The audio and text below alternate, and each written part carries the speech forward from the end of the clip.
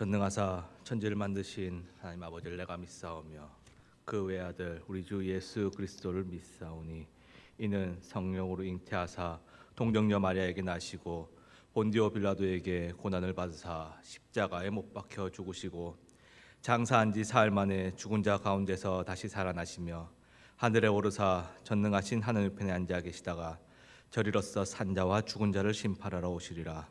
성령을 믿사오며 거룩한 공회와 성도가 서로 교통하는 것과 죄를 사하여 주시는 것과 몸이 다시 사는 것과 영원히 사는 것을 믿사옵나이다. 아멘. 찬송가 400장 함께 찬양하시겠습니다. 찬송가 400장입니다.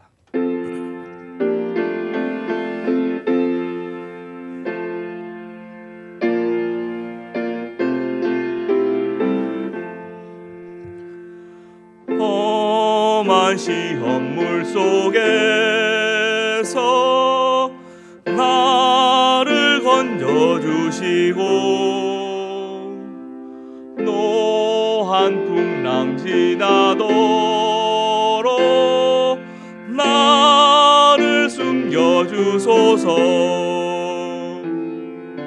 주여 나를 돌보시사 고이 품어주시고 험한 풍파 지나도록 나를 숨겨주소서.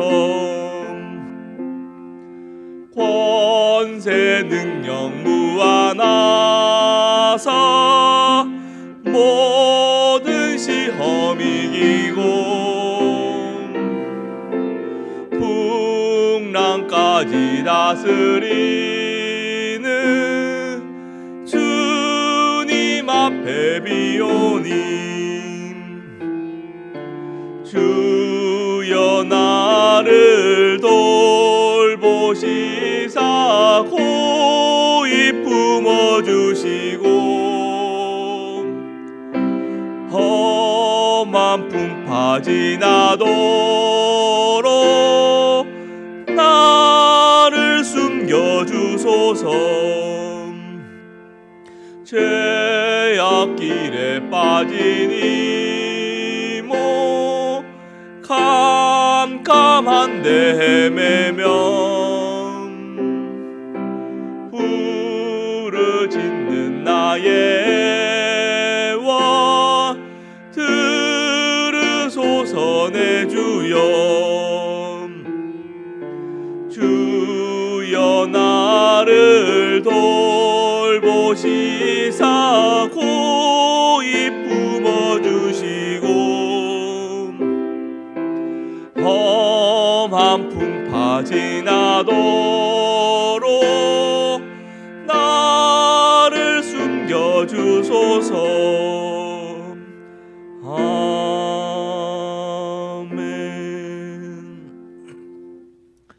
함께 보실 말씀은 누가복음 4장 1절에서 13절까지 말씀입니다. 누가복음 4장 1절에서 13절까지 말씀입니다.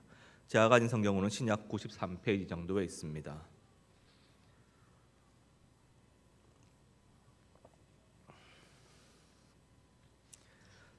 다 찾으셨으면 함께 교독하시겠습니다. 예수께서 성령의 충만함을 입어 요단강에서 돌아오사 광야에서 40일 동안 성령에게 이끌리시며 시험을 받으시더라. 이 모든 날에 아무것도 잡수시지 아니하시니 날수가 다음에 줄이신지라. 마귀가 이르되 내가 만일 하나님의 아들이거든 이 돌들에게 명하여 떡이 되게 하라. 예수께서 대답하시되 기록된 바 사람이 떡으로만 살 것이 아니라 하였느니라. 마귀가 또 예수를 이끌고 올라가서 순식간에 천하 만국을 보이며 이르되 이 모든 권위와 그 영광을 내가 내게 주리라. 이것을 내게 넘겨준 것이므로 내가 원하는 자에게 주노라. 그러므로 내가 만일 내게 절하면 다 내 것이 되리라. 예수께서 대답하여 이르시되 기록된 바 주 너의 하나님께 경배하고 다만 그를 섬기라 하였느니라.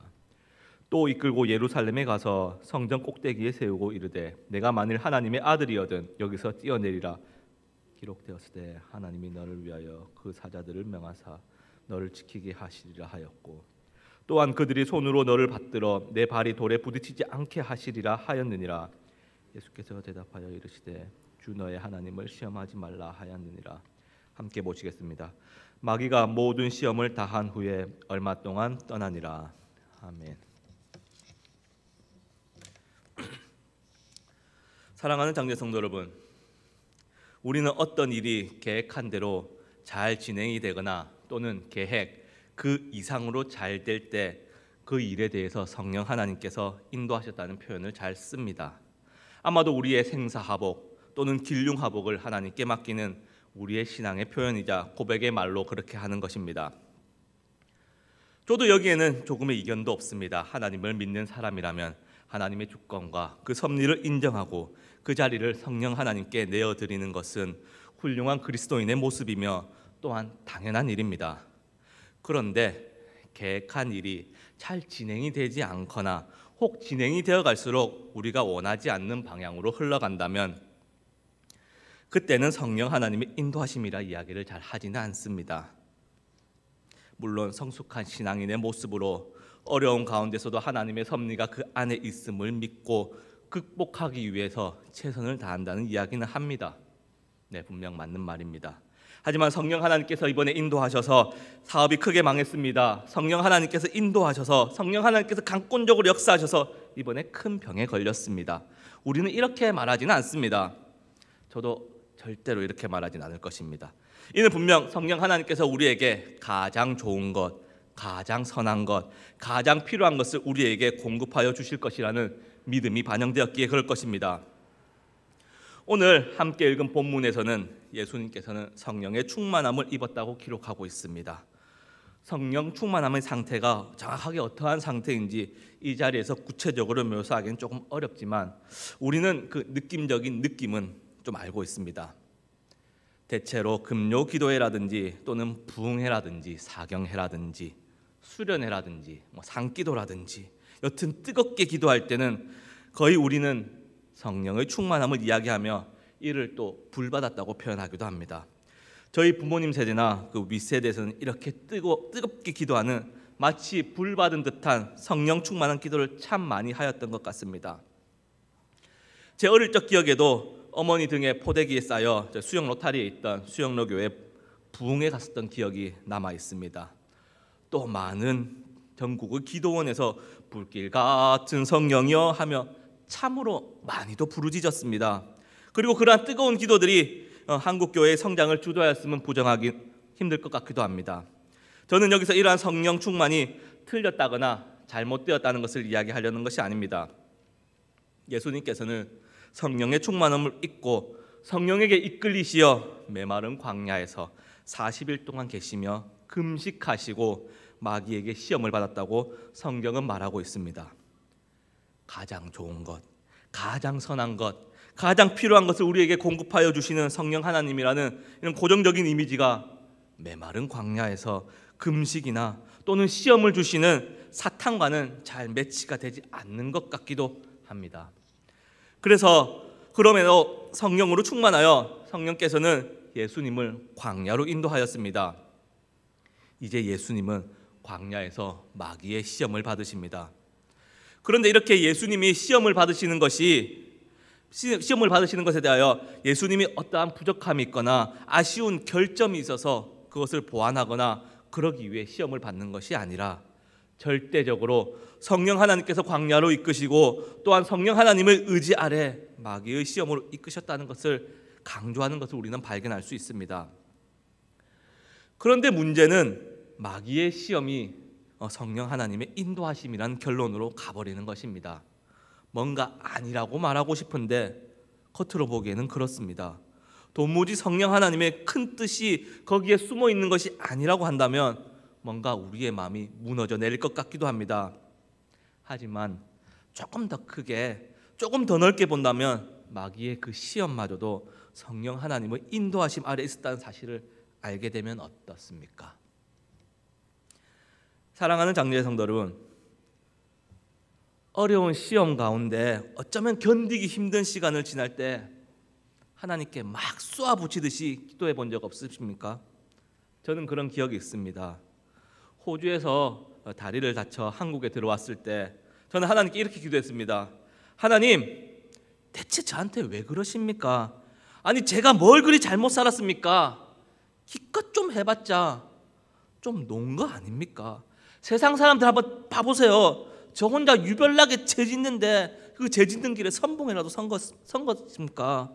다 그렇게 살고 있는데 그 정도 이해 못하시는 하나님 아니잖아요.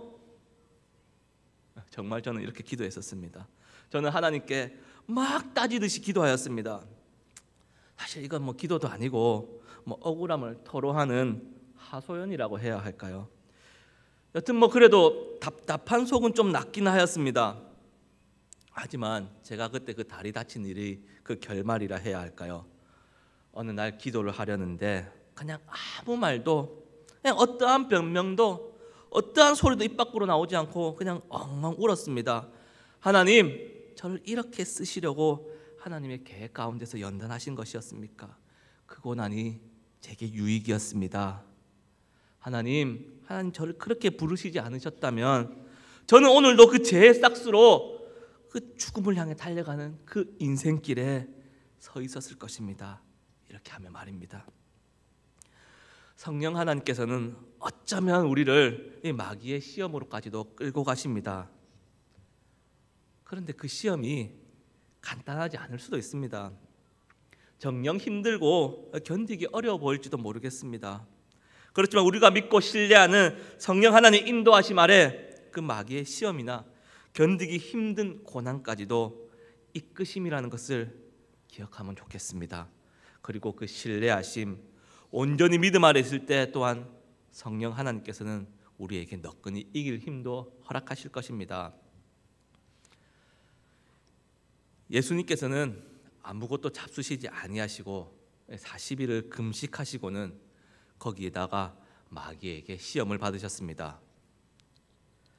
혹시 40일 금식해 보셨습니까? 저는 40일을 금식은 해보지 않았지만 지금으로부터 한 8년 정도 전에 일주일 금식은 해본 적이 있습니다. 그 당시 사실 저는 금식이 그렇게 힘들지 않을 줄 알았습니다. 그리고 실제로 뭐 견딜만 하네 뭐 이런 생각이 금식하는 기간 가운데 들기도 하였습니다. 그런데 마지막 날이 반전이었습니다. 도무지 기력이 없어서 심히 고생하였던 기억이 있습니다. 저는 그래서 누가 금식한다고 하면은 도시락 싸가지고 입에 음식 떠먹여가면서 그 금식 말리고 싶습니다. 그때 그 일주일 금식이 너무 힘들었기 때문에 그럴 것입니다. 일주일도 그런데 40일 금식은 제가 듣기에 거의 생사를 오간다고 합니다. 40일 금식 이후 돌아가셨다는 이야기도 뭐 이렇게 들은 적이 있는 것 같습니다. 그래서 목숨 내놓고 하나님께 기도한다는 뭐 그런 의미를 가지고 있다 뭐 이런 이야기도 제가 듣기는 들었습니다. 어찌되었든 40여일을 아무것도 먹지 않고 기도한다면 정말 기력이 하나도 없을 것입니다. 분명 침 한 번 삼키는 것도 쉽지 않을 것입니다. 또 해보신 분들은 아시겠지만 금식이 끝나면 또 보양한다고 다시 또 그 금식한 날수만큼 간도 안 되어 있는 멀건 미염을 먹고 그래야 하지 않습니까? 먹고 싶은 것이 얼마나 많은데 그 맛없는 미음 먹으며 또 먹고 싶은 욕망 참아내야 하지 않습니까? 제가 아무리 그 먹는 것에 소망이 없다고 하지만 그것은 어지간해서 참기 어려운 일입니다.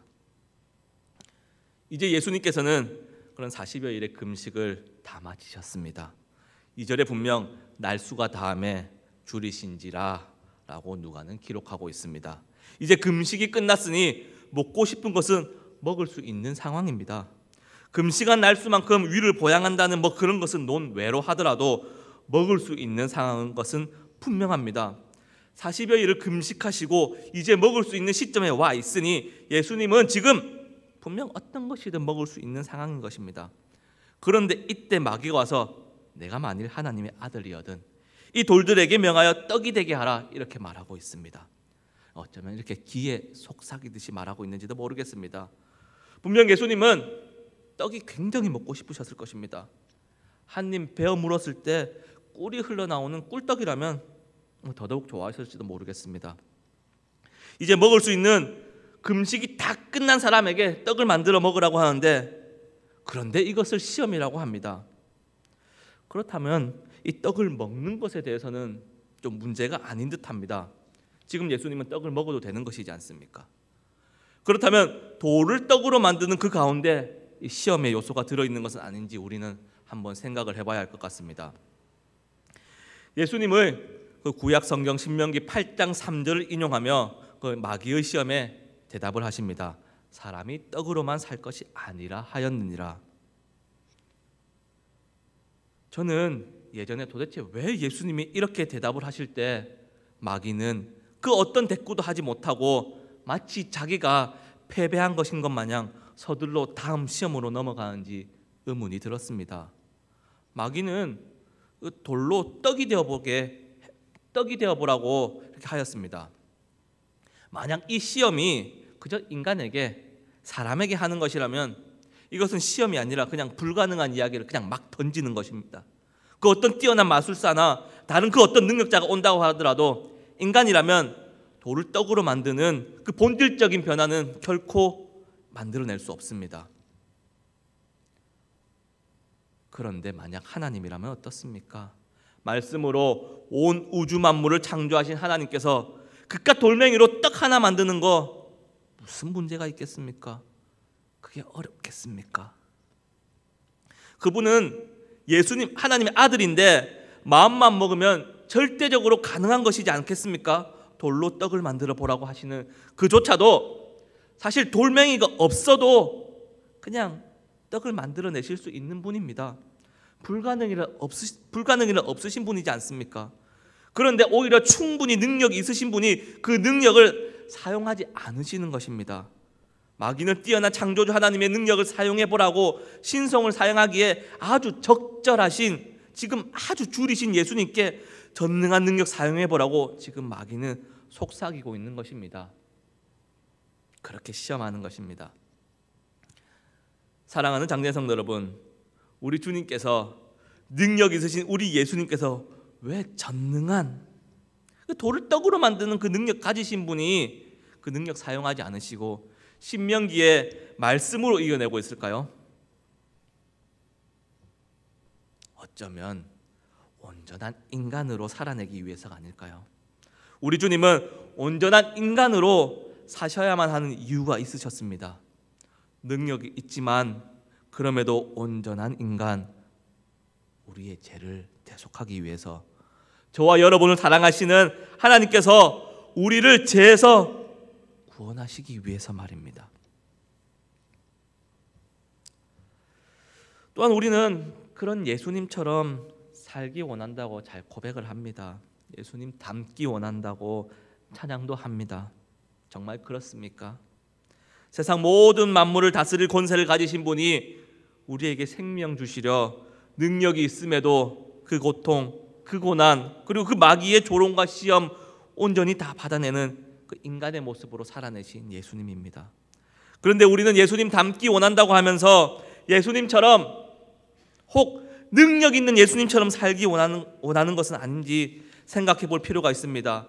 마치 기도가 마법 주문인 양, 무엇이든 나오는 화수분인 양, 그렇게 전능하신 하나님의 면만을 바라보고 있지는 않습니까? 오늘 본문에서 우리 예수님은 말씀에 의지하여 온전한 인간의 모습으로 마귀의 시험을 이기시고 말씀에 의지하여 온전한 인간으로 살아내는 모습을 우리는 만날 수 있습니다. 사실 이렇게 말하는 저도 잘 못하는 부분입니다. 어렵고 힘든 일이 있으면 그 상황을 어떻게든 외면하고 모면하고 싶지, 말씀 의지하여, 말씀 통하여 힘을 얻고 묵묵히 나아가기란 여간 어려운 일이 아닐 수 없습니다.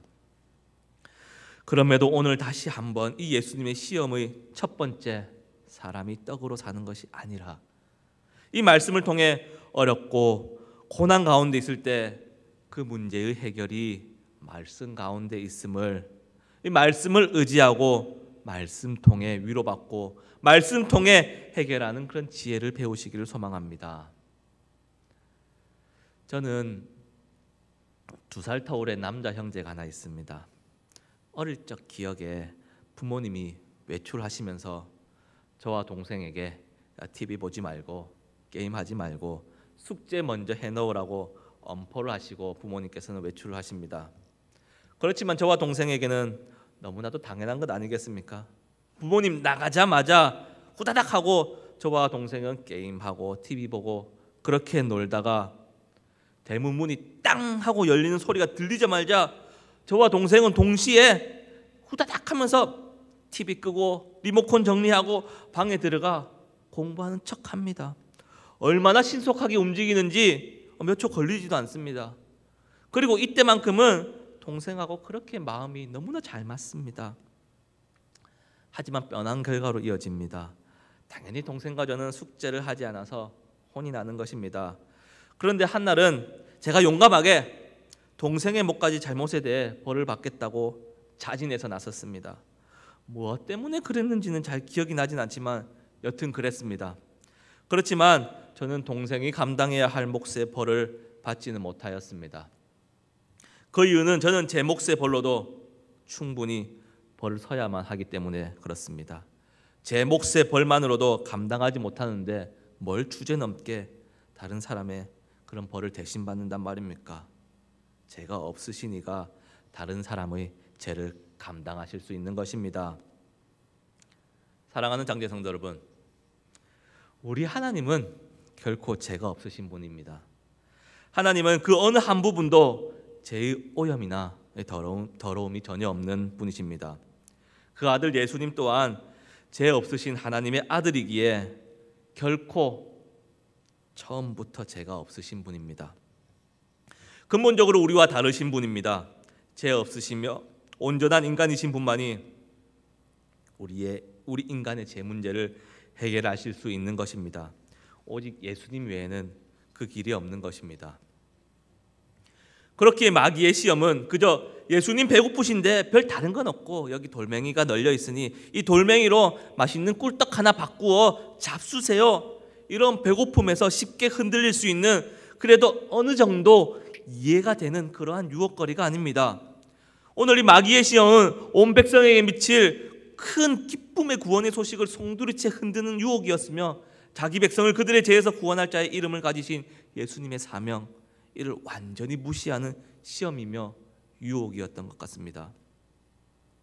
그렇지만 예수님께서는 시험에서 승리하셨습니다. 하나님의 주권적인 계획 아래 마귀의 시험도 그리고 성령 하나님께 이끌리시어 온 인류를 구원하시기 위한 그 모든 것이 이미 그 하나님 계획 안에 들어있었던 것입니다. 그렇기에 우리의 구원의 문제는 하나님의 계획 아래 이미 완전히 다 이겨놓은 싸움을 하는 것입니다. 그렇게 사실 우리가 마귀의 공격이니 사단의 시험이니 이런 것들을 크게 염려하실 필요가 없습니다.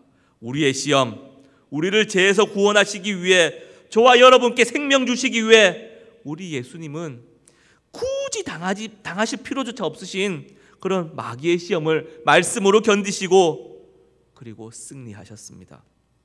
그렇게 우리는 이런 마귀의 유혹, 시험, 걱정과 염려에서 걱정하지 않고 말씀 붙들고 의지하며 살아가실 수 있는 것입니다. 오늘 이 마귀의 첫 번째 시험만을 함께 나누었지만 두 번째도 세 번째도 결국 성령 하나님께서 이끄시는 우리에게 생명 주시기 위한 계획이며 또한 말씀으로 승리하시는 예수님의 모습을 보실 수 있습니다. 예수님 승리하셨습니다. 오늘 이 땅을 살아가는 저와 여러분은 말씀 통해 말씀 의지하여 고난, 염려, 걱정 가운데서 승리하시길 바랍니다. 이미 다 이겨놓은 싸움입니다. 함께 기도하시겠습니다. 사랑하는 하나님, 감사합니다. 우리에게 생명 주시기 위해 마귀의 시험, 유혹마저도 견디고 이기시는 예수님 참으로 감사합니다. 하나님, 우리도 예수님처럼 살기 원합니다. 예수님 닮기 원합니다. 전능하신 능력 사용하며 창조주 하나님의 신성을 가지신 감히 따라 살 수 없는, 닮게 살아낼 수 없는 예수님이 아니라 온전한 인간의 모습으로 어려움과 고난 가운데 주의 말씀 의지하며 살아내는 그 예수님의 모습을 우리가 닮기 원합니다. 하나님, 은혜 베풀어 주셔서 고난 가운데 시험 가운데 지나는 우리에게 불길 같은 성령으로 이끌어 주시며 또한 우리를 생명으로 인도하는 말씀으로 말씀 붙들 수 있도록 강권적으로 역사하여 주시옵소서. 하나님, 들은 이 말씀이 그저 스치는, 그저 떠도는 말씀이 아니라 우리 삶 가운데 역사하게 하시어 우리가 말씀 붙들고 살아갈 수 있는 힘이 되게 하여 주시옵소서. 이 모든 말씀, 우리를 사랑하시는, 그래서 온전한 인간으로 고난당하신, 그렇지만 또한 온전히 하나님이신 예수 그리스도 이름으로 기도드립니다. 아멘. 주기도문 하시겠습니다. 하늘에 계신 우리 아버지여, 이름이 거룩히 여김을 받으시오며 나라가 임하옵시며 뜻이 하늘에서 이루어진 것 같이 땅에서도 이루어지이다.